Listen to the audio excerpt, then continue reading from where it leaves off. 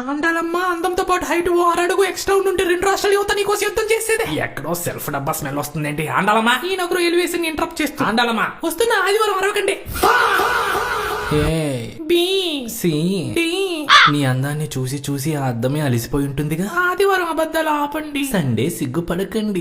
ఎక్కడో నక్కతో తొక్కుంటారు నాలంటే అందగతి మీకు పెళ్ళంగా వచ్చింది. అలా అని తెలిస్తే పులితోకే తొక్కి పైకి పోయేవానిగా.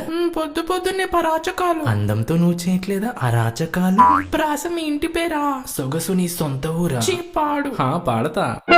ఏంటి సడన్ గా ఏడుకులే చావు పూజలు చేసావు దేనికో?